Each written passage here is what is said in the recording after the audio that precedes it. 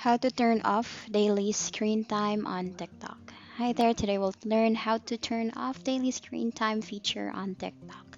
So first thing you need to go to your TikTok account, and what you need to do is go to the home page or go to your profile. That's on the lower side of the screen, lower right corner, and then you can click on settings and then you go to screen time.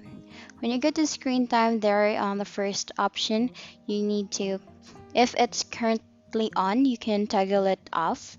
But here on my end, it is not turned on yet, so let me try to turn on the daily screen time on my end.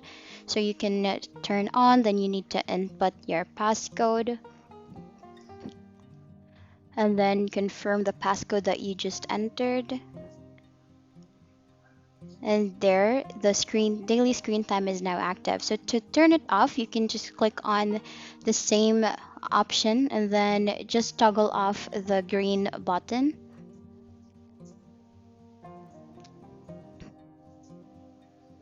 There you can go back, see it's currently 1 hour for daily time, and there above edit daily screen time there's a green button. You just need to toggle it off and then enter the passcode.